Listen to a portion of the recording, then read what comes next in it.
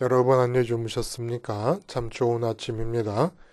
3월 12일 월요일 말씀으로 드리는 오늘의 번제 함께 합니다. 시편 137편 말씀 같이 하겠습니다. 1절부터 6절까지 같이 읽어봅니다. 시작.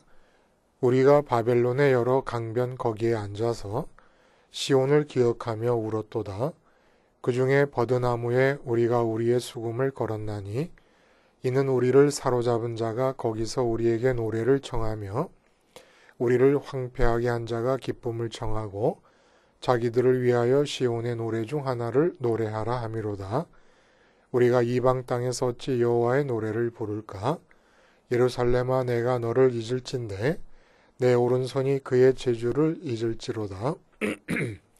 내가 예루살렘을 기억하지 아니하거나 내가 가장 즐거워하는 것보다 더 즐거워하지 아니할진대 내 혀가 내 입천장에 붙을지로다. 네, 오늘 우리가 함께 읽은 말씀 중심으로 교회의 금지곡 하나님 찬양이라는 제목의 하나님 말씀 증거합니다. 교회의 금지곡 하나님 찬양. 상대성 이론이라는 것, 우리가 자세히는 모르지만 대강 알기로는 절대 시간과 절대 공간은 없다라고 하는 내용으로 그 이론을 요약할 수 있겠습니다. 뉴턴의 기계적인 세계관 안에서는 시간은 절대적인 겁니다. 변함이 없고 고정되어 있습니다. 공간도 마찬가지입니다. 그런데 상대성 이론으로 오면 관측자의 입장에 따라서 시간과 공간의 성질이 유동적이 된다는 것입니다. 빛의 속도로 이동하면서 관측을 할 때는 그 관측자에게는 시간이 멈춰 있는 상태가 된다는 거지요. 이 사람한테는 시간이 절대적이 아니라는 거예요. 이러한 상대성 이론을 하나님 찬양에 적용시켜 봅니다. 하나님을 찬양하는 것이 절대로 무조건 언제든지 다 선하고 좋은 것이 아니라는 겁니다. 결코 입을 열어선 안 되고 입을 다물고 하나님 찬양을 하지 말아야 할 때가 있다는 거예요. 하나님이라는 이름도 입에 올려서는 안 되는 상황도 있다는 겁니다. 그런 상황이 어떤 상황일까? 이 세상의 가치에 포로된 사람들 앞에서는, 세상 가치들에 사로잡혀 있는 사람들 앞에서는 하나님 찬양은 금지곡이다, 이런 얘기입니다. 이 세상의 가치에 사로잡힌 자들은 어떤 사람입니까? 오늘 시편에 나오는 대로 말하자면 성전을 파괴시키는 자들, 그리고 사도 바울의 말씀을 빌려서 말하자면 십자가의 원수로 사는 자들. 십자가의 원수로 산다는 것은 십자가 생활화를 거부하는 사람들. 이런 사람들 앞에서는 내가 선민이고 내가 교인이라도, 그리고 우리가 교회라도 하나님 찬양은 금지곡이다, 이런 얘기입니다. 이 말씀을 오늘 본문이 해주고 있어요. 그러면 그런 사람들 앞에서는 하나님 찬양을 하지 않으면 뭘 얘기해야 되느냐? 자, 이제 이런 질문들, 이 오늘의 번제를 우리가 성경의 매 장을 한 장씩 그냥 의무적으로 해나가고 있지 않습니까? 근데 이제 주일날 설교를 한다든지 수요일날 설교를 한다든지 이럴 때와 다른 것은 아무래도 설교를 하는 입장이 되어서는 선호하는 본문이 있게 됩니다. 근데 이렇게 억지로라도 의무적으로라도 반드시 해서 모든 성경을 다 읽다 보면 참으로 의외의 메시지들이 막 튀어나와요. 도저히 우리가 보통 때 생각으로는 발상 자체가 불가능한 그런 메시지들이 들어있습니다. 그래서 오늘의 본질처럼 이렇게 한 장 한 장 반드시 해 나가야 되는 이런 과정이 꼭 신앙생활에 필요한 것 같아요. 안 그러면 죽을 때까지 신앙생활을 해도 완전히 묻혀져 버리는 그런 메시지들이 있다는 거예요. 교회 금지곡, 하나님 찬양. 이거 상상이나 할 수 있는 얘기입니까? 근데 오늘 본문이 그 얘기를 해주고 있다는 겁니다. 오늘 본문은 바벨론이 페르시아에 의해서 망하기 전에 바벨론으로 포로로 잡혀간 유다 백성 중에 어떤 사람이 쓴 것이라고 보여집니다. 저자를 알 수가 없다는 거예요. 그러나 포로 생활 중에 썼어요. 왜냐하면 페르시아, 바사라고 성경에서 일컫는 페르시아에게 망하자마자 포로 귀환의 역사가 일어났으니까 그렇게 상황과 국면이 전환된 상태에서는 이런 노래가 나오지 않지 않았겠는가라는 생각도 듭니다만은, 자, 그래서 먼저 1절과 3절을 한번 보면 바벨론의 여러 강변 거기 앉아서 시온을 기억하며 울었도다. 시온과 성전, 예루살렘과 성전을 기억하며 우는 거예요. 그리고 그 버드나무, 강변에 있는 버드나무 가지. 여러 강변이라는 말은 사실 안 되죠. 말이. 왜냐하면 바벨론을 관통하고 흘렀던 강은 유프라테스 강 하나였습니다. 근데 여러 강변이라는 거는 유프라테스 강을 수원지로 하여 곳곳으로 수로를 뚫었던 모양이에요. 그 수로가 흘러가는 작은 지류들이죠. 그러니까 유프라테스 강을 근원으로 하는 지류들의 강변에서 수금을 켜면서 노래하고 그러다가 수금을 그 강변에 있는 버드나무까지에 매달아 버렸습니다. 수금을 연주하지 않은 거예요. 하나님을 찬양하지 않는 겁니다. 왜냐하면 수금이라고 하는 악기가 성전에서 하나님을 찬양할 때 사용되던 악기였거든요. 그리고 전쟁에서 승리를 했을 때 기쁨을 표현하기 위해서 동원됐던 악기란 말입니다. 근데 그거를 버드나무까지에 매달아 버렸어요. 연주를 중단했다는 겁니다. 왜 그런가 봤더니 우리를 사로잡은 자, 바벨론 사람들이 노래를 청하더라는 거예요. 근데 그 바벨론 사람들이 누구냐 하면은 우리를 황폐하게 한 자, 성전을 파괴시킨 자들입니다. 그러면서 기쁨을 청하고 자기들의 기쁨을 돋우어 달라는 겁니다. 그래서 자기들의 기쁨을 위해서 우리에게 노래를 청하는데 곡목도 지정을 해주는 거예요. 신청곡을 어떤 곡으로 청하냐 하면은 너희가 포로로 잡혀오기 전에 성전에서 너희의 하나님 여호와를 찬양할 때 부르던 그 노래를 불러달라. 우리 기쁨을 위해서. 근데 그들이 누구냐? 성전을 파괴한 자들입니다. 성전을 파괴한 자들이 성전에서 여호와 하나님을 찬양할 때 부르던 노래 중에 하나를 부름으로 나를 좀 기쁘게 해다고, 이런 상황이 됐다는 거예요. 그래서 연주하던 수금을 버드나무까지에 매달아 버렸습니다. 안 하겠다. 노래 안 하고 연주 안 하겠다. 자, 이것이 뜻하는 바가 여러분 뭐지요? 여기에는 물론 조롱과 멸시가 들어있을 수도 있습니다. 응? 이제는 다 무너져 폐허가 되어버린 예루살렘 성전에서 그렇게 잘난 너희 신 여호와 하나님께 드렸던 찬양 노래를 한번 불러보려무나? 어떤 노래인지 한번 드러나 볼까?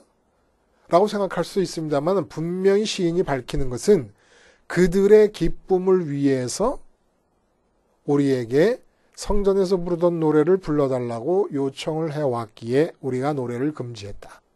멈췄다라는 얘기입니다. 그러면 이 상황을 좀 발상을 전환해서 선교와 전도의 차원에서 기회로 볼 수도 있지 않겠습니까? 자기들 스스로 하나님에 관해서 노래를 듣기를 원하고 청하고 있으니까 이걸 기회로 삼아서 하나님에 관한 찬양을 감동적으로 부른 뒤에 하나님에 대해 소개를 하고 천지의 창조주이시고 유일한 살아계신 하나님임을 증거해도 되는 거 아니겠습니까? 근데 여기에서 이 시인이 마음으로 바라보고 있는 포인트는 그런 것들이 아니라는 거예요. 뭐냐? 이방인들이, 바벨론 사람들이 자기 자신들의 기쁨을 위해서 노래를 불러달라는 것에 착안을 하는 겁니다. 근데 이 사람들이 누구냐면 성전을 파괴한 사람들입니다. 성전을 파괴한 자들의 기쁨을 위하여 노래 불러달라는, 하나님 찬양을 해달라는 요청이라는 것을 부각시켜서 표현하고 있습니다. 이는 우리를 사로잡은 자가 거기서 우리에게 노래를 청하며 우리를 황폐하게 한 자가 기쁨을 청하고 자기들을 위하여 시온의 노래 중 하나를 노래하라 함이로다. 성전을 파괴한 자들이라는 것이 뭐예요, 여러분? 성전의 기능이 뭐였습니까? 세상 속에서 기쁨과 만족거리를 찾으려는 내 마음을 죽이는 곳이 성전이었습니다. 성전의 존재의 의미는 무엇이냐? 하나님만을 기쁨으로 삼을 수 있는 유일한 길이라는 거예요, 성전이. 근데 하나님을 기쁨으로 삼을 수 있는 유일한 길인 성전을 파괴한 자들이 자기들의 기쁨을 위해서. 그들의 기쁨은 뭡니까? 이 세상에 있는 가치들이죠. 돈이라든지 건강이라든지 형통이라든지 성공이라든지 등등의 여러 가지 이 세상 가치들이 아니겠습니까? 그 이 세상 가치들에게 기쁨과 만족을 기대하고 있는 사람들. 다시 말하면 이스라엘 백성들이 포로로 잡혀갔지만 영적으로 보자면 지금 이방 사람들이 이 세상의 가치들의 포로가 된 상태라는 겁니다. 포로로 잡혀온 이유는 무엇이었습니까? 선민들이 세상 가치의 포로가 되었기 때문에 성전이 건재할 때 성전을 눈앞에 보면서도 성전을 생활화하지 않은 거예요. 성전의 존재의 의미를 따라서 생활화하지를 않은 겁니다. 돈이 있었으면 좋겠다라는 마음이 들면은 성전을 마음에 그리면서 성전 번제단에서 죽었어야 됐는데 그 성전의 생활화를 하지 않았어요. 그러니까 세상의 포로가 된 거죠. 세상의 포로가 돼서 하나님이 깨닫지 못하니까 선민인데 세상 가치들의 포로가 된 상태. 세상에 가치들이 있어야만 기쁘고 만족하다고 믿는 것이 포로된 상태요. 사로잡힌 상태거든요. 내가 저 남자 아니면 결혼할 수 없다. 저 여자 아니면 결혼할 수 없다라는 게 뭐예요? 콩깍지가 씌었다 그러고 마음이 사로잡힌 상태라고 하지 않습니까? 그것이 없으면 안 된다고 믿는 거. 이게 사로잡힌 거예요. 근데 선민들이 사로잡혔는데 자기들이 모르는 거예요. 사로잡힌 건지조차도. 그래서 세상 가치에 사로잡힌 마음이 포로된 상태를 깨닫지 못하니까 외형적으로 포로된 상태를 깨닫게 하시기 위해 드러낸 사건이 바벨론 포로였다는 겁니다. 거기 잡혀갔더니 온통 이제 깨닫는 거죠. 성전 생활화를 하지 않았구나. 우리가 세상의 가치에 포로된 자들이었구나. 아, 성전이 그립다. 예루살렘이 그립다. 이러고 있는데 이방인들이 와가지고 하나님 찬양 노래를 불러달라는데 그 사람들이 성전을 파괴한 자들입니다. 성전을 파괴했다는 건 뭡니까? 이 세상의 가치에 포로된 상태를 긍정하고 인정하는 그런 마음가짐을 말한다는 거예요.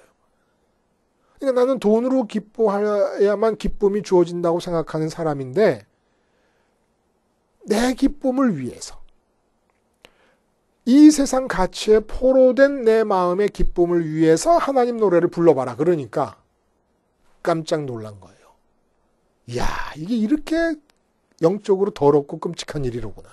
응? 내가 바로 돈으로 기뻐하자고 여호와 이름을 불러대며 여호와 하나님의 이름을 찬양했었구나. 자기 자신을 보는 겁니다. 지금 이 상황에서는 왜 부르면 안 되느냐 하면 이 세상 가치나 그러니까 돈이나 건강이나 출세나 권력이나 등등의 세상 가치들로 만족과 기쁨이 얻어질 거라고 해서 그 가치들에 사로잡힌 사람들 앞에서 하나님 노래를 부르면 자기들이 예루살렘에서 성전을 바라보면서도 그랬던 것처럼 하나님의 이름을 부르면 부를수록 하나님의 이름도 돈 버는 일에 동원이 되고 건강 유지하는 데 동원이 되고 세상에서 형통하고 성공하는 데 동원이 될 수밖에 없음을 아는 거예요. 그래서 예수님이 메시아 되심을 자꾸 가린 거기도 합니다. 그 사람들 앞에서 메시아됨을 드러냈다가는 하나님이 구원을 위해 보내신 메시아의 기능조차도 자기들을 사로잡고 있는 세상 가치 획득의 수단으로 전락시켜버리니까. 이게 금지곡이에요. 그러니까 교인들이 이 세상에서 살다 보면 어쩔 수 없이 돈의 노예가 됩니다. 돈의 노예가 된다는 게 뭐예요? 돈의 포로가 된다는 게 무슨 뜻입니까? 돈이 없으면 나는 행복할 수 없다고 믿어버리는 거예요. 건강도 마찬가지예요. 형통도 성공도 마찬가지예요. 그런 마음가짐으로 교회 앞에 딱 예배당에 들어와서 앉아 있습니다. 그럼 목사님이 등단을 하시고 설교를 해야 됩니다. 그럼 오늘 본문과 똑같은 거예요. 바벨론 사람들이 세상같이 포로가 된 상태에서 어디 내가 기쁨이라는 것은 이 세상 가치를 획득해야 기쁨이라고 생각하고 있는데 내 기쁨을 위해서 한번 노래 한번 불러주시오. 하나님 찬양을 한번 해보시오. 그럼 목사님들이 가만히 보니까 교인들이 원하는 게 자기들의 기쁨을 위해서 하나님을 찬양하는 거거든요. 그러니까 하나님의 이름을 담은 설교가 어떤 찬양으로 바뀌어버리느냐? 돈이 기쁘고 권력이 기쁘고 건강장수가 이 세상의 가치들이 기쁜 이 세상 포로들이 기뻐하는 그 기쁨에 맞춰져 버리게 된다는 겁니다. 교인들이 세상 가치의 포로가 되어 있을 때 목사님 입에서 금지곡은 뭐냐? 하나님 찬양입니다. 절대로 하나님 찬양을 해서는 안 돼요.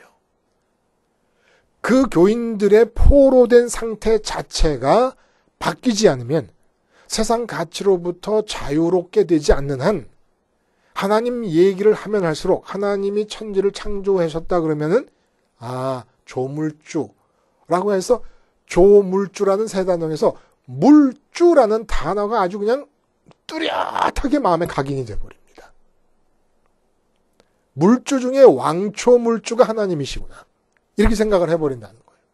생사화복을 주관한다고 하시면은 내 건강을 책임질 분이 하나님이시구나. 이게 지금 바벨론 사람들이 성전을 다 파괴시켜 놓고 성전의 기능을 몰라요. 이건 무슨 얘기냐? 십자가 생활화의 의미를, 십자가의 기능을 모르는 거예요. 그러니까 십자가의 기능을 모르니까 마음이 편안하게 세상 가치의 포로가 되어버리는 겁니다.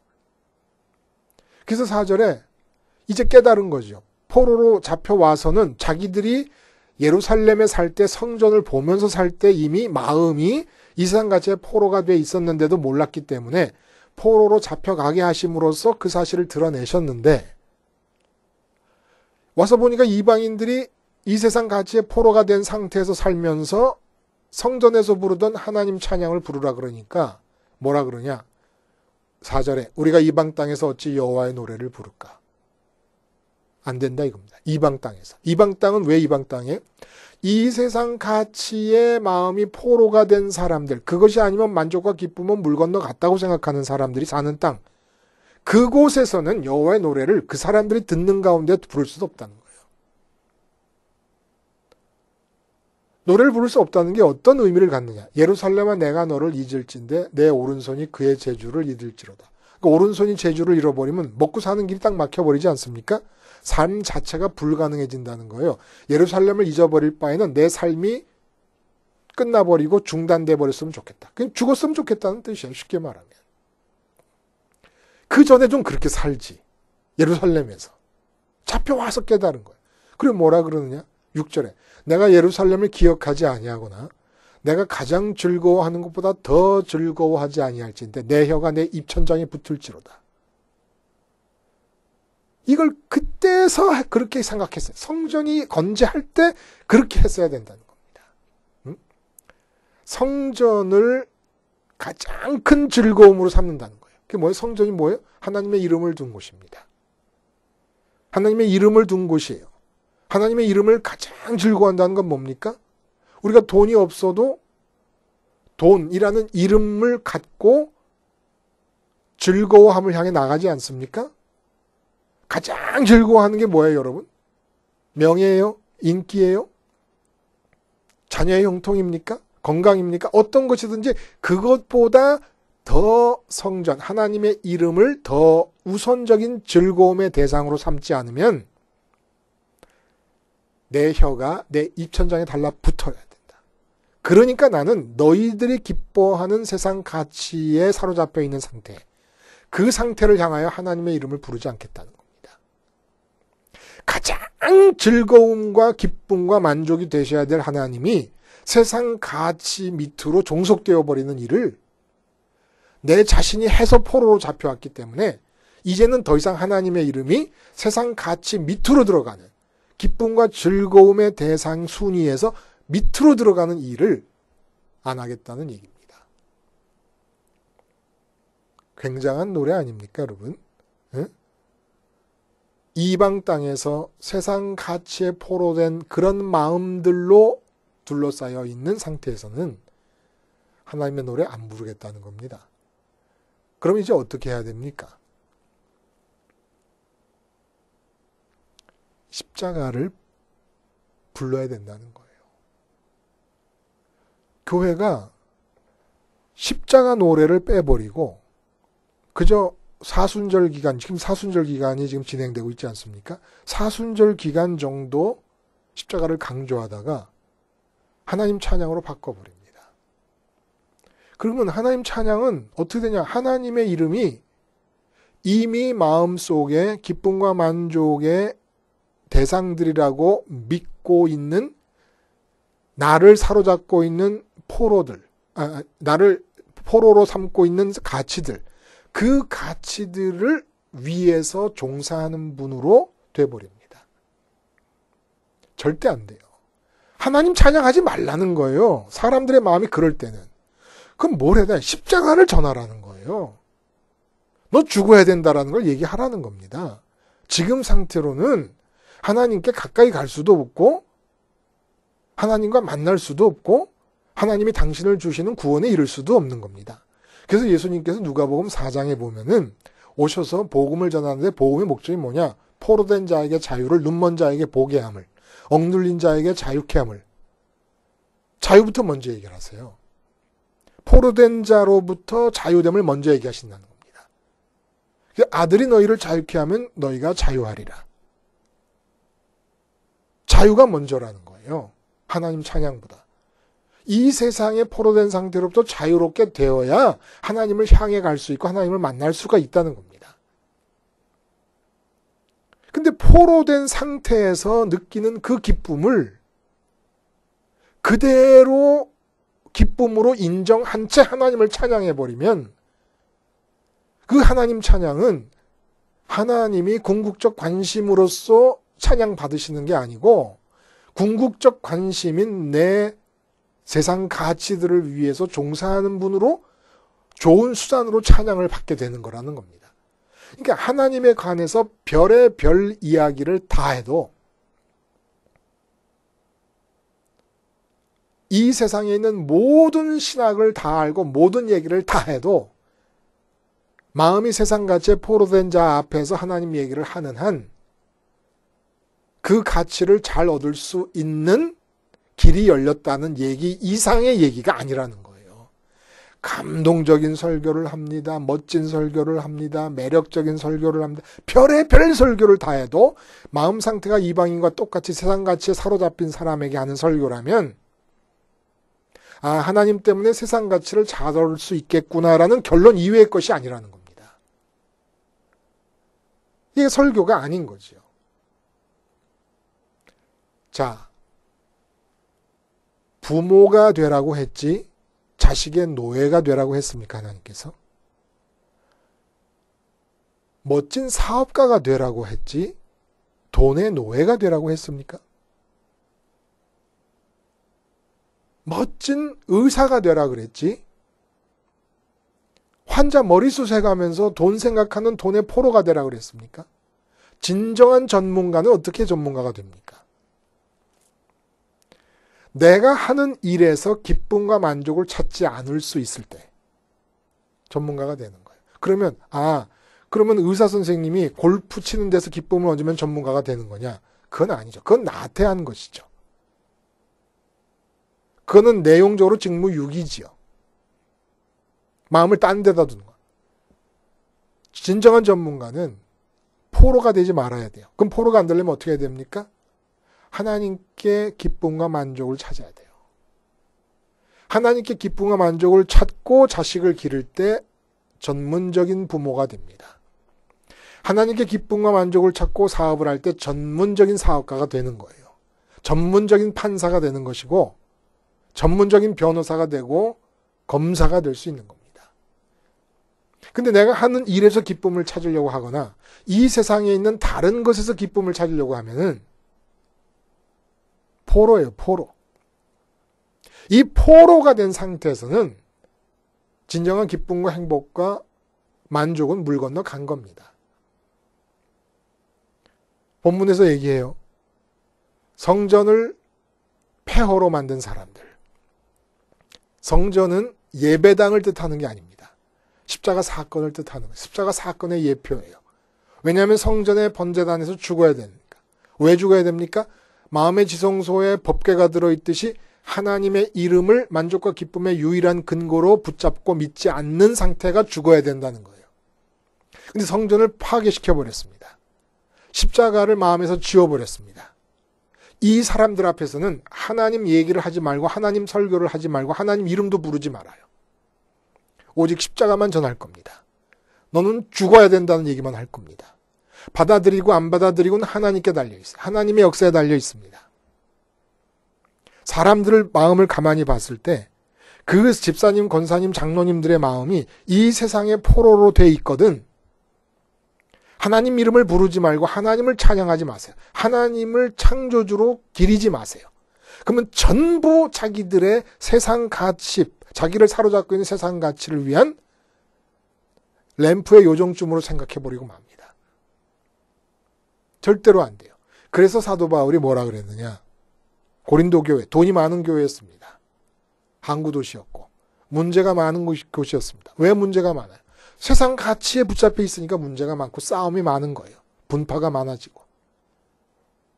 분명히 얘기합니다. 십자가 외에는 그리스도와 그리스도가 십자가에 달려 죽은 것 외에는 아무것도 알지 아니기로 내가 작정하였노라.